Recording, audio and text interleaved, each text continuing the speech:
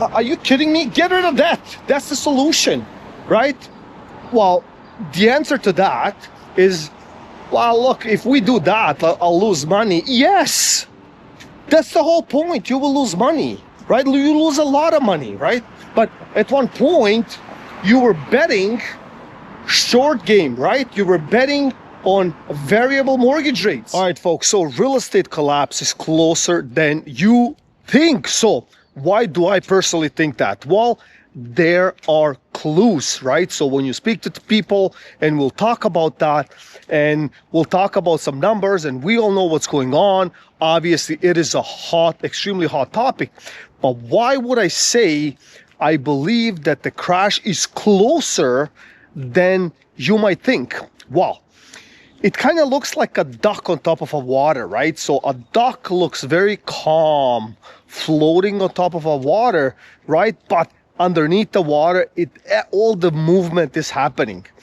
So when we were in a period of prosperation, right? Like prosperity, when people were making money hand over fist, money was cheap and all of that stuff, we were in that mindset that we will make the funds and the money even though we have not. So it was almost like a guarantee, like we had a guarantor guaranteeing us that we will make that money. So when I would speak to, let's say, agents, right, in the beginning of the year, they will say, look, well, this year, based on the trajectory, I will make X. I'm like, why would you say that? I mean, what if you don't? Well, come on, man. Like, I sold this and this is what I made. And then it's like, I'm like, well, you don't make any sense. I mean, you're spending all this money and you didn't even make that money. But they say, look, I will make it because I know. I know it all. I know how to do business. I'm like, okay, it didn't make any sense to me, right, at all, whatsoever, right? And then I'm speaking to other people, well, based on my last year's number, right, this year's projection is X. I mean, it is nice to project, it is nice to have an idea, but you are spending all the funds a year ahead. Like, it doesn't make any sense, right? So now, in this market, currently, in this atmosphere, talking to people, like, I find that those topics don't come around anymore at all, right? Like, everybody is being quiet. Nobody is mentioning these little things, how they are the next superhero and they will make a projection or a plan and that plan will be executed. No, everybody is quiet, right? So then I know that they have no clue.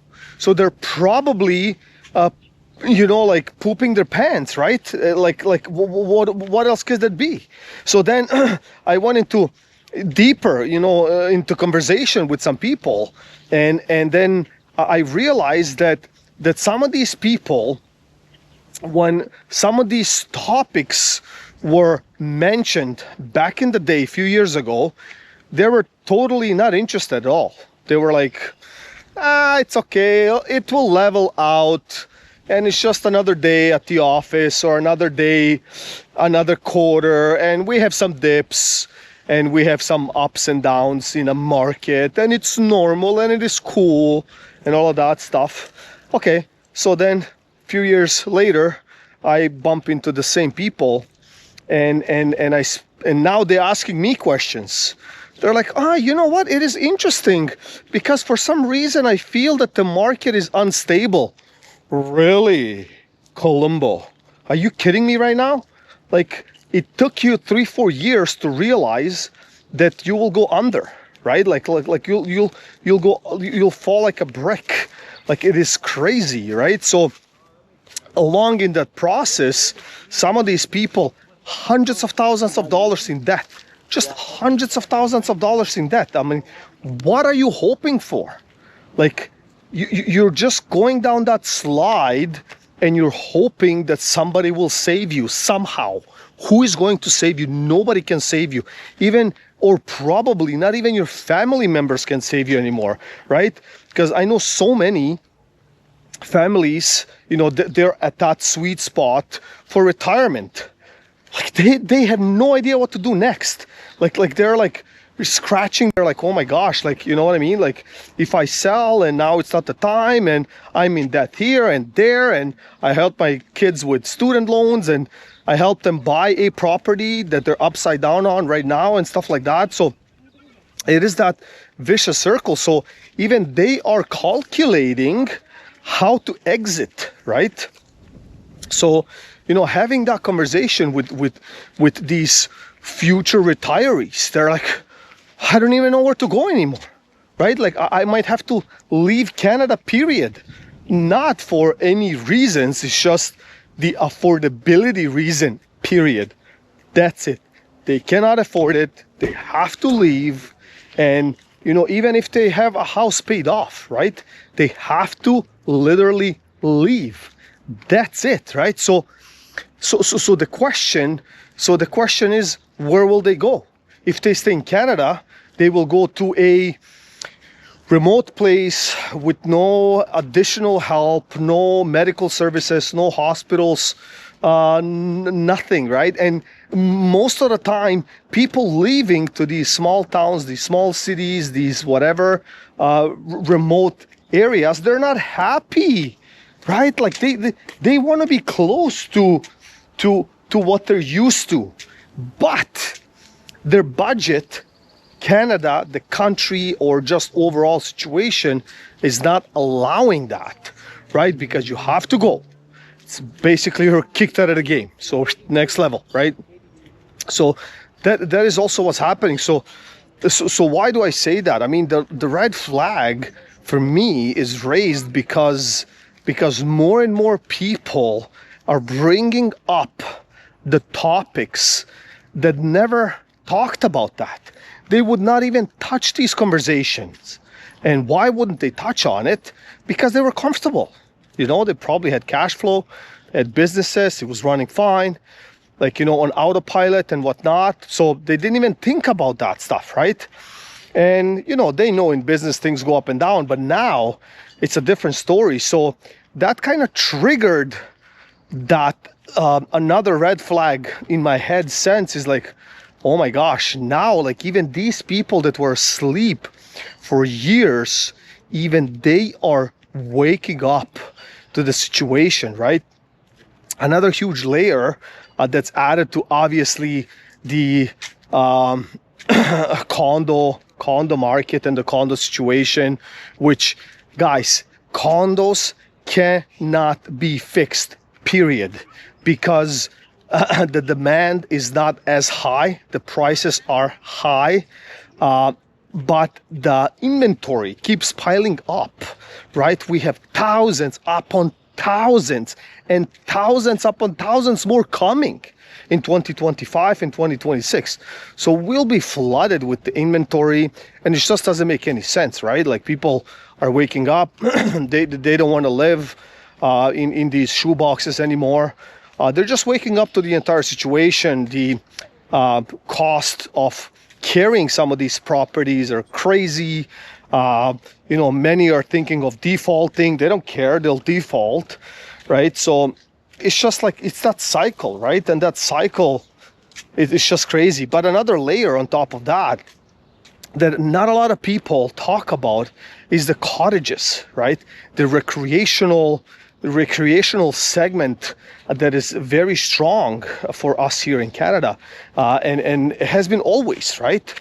But the style of that recreational properties changed, right? Like, people don't want to have a cottage that they call a cottage. They want to have another luxurious house, 4-season, whether I'm there or not, but that costs money, right? Like, I remember back in the day, people would have a cottage. It looked like a shed, man. Like, it was small, petite, maybe close to the lake. They would go fishing. They would go run through the bush, getting eaten by all these mosquitoes and black flies. And that was the cottage life, right? It was about fishing. It was about that, right? Like, now they are stuck in traffic for hours to get there. Then they have to maintain a house, that cottage, and they bring 4 TVs with them, with 6 iPads and 18 chargers. I'm like, what is wrong with you? Why do you even have a cottage? Why? Like, might as well, you know, you spend $500 to $1 million on a cottage, build a pool in the backyard. And then they claim that having a pool is expensive. Well, look, it's costing you $400 to get to your cottage and back, all the food, all the, you know, you do, all the maintenance and everything else. So what are you talking about? No. So to them is watching too many movies, right? Because all these actors, these people, they're buying up in Muskoka. That's the dream. Well, look, they have hundreds of millions of dollars, right? Like, they can spare another million here and there.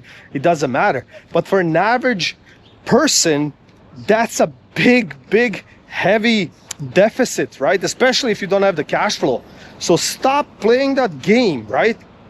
So people ask me then, okay, so in your videos, you're dramatic, and you keep saying that, and you keep maybe exposing the situation, or telling the truth, or giving us all the clues. But what is the solution? Are you kidding me right now? What is the solution? If I have to tell you, right, that you are underwater hundreds of thousands of dollars monthly, your cash flow cannot support it, and you're still asking me or people around you, what is the solution? Are you kidding me? Get rid of debt. That's the solution, right? Well, the answer to that is, well, look, if we do that, I'll lose money. Yes, that's the whole point. You will lose money, right? You lose a lot of money, right?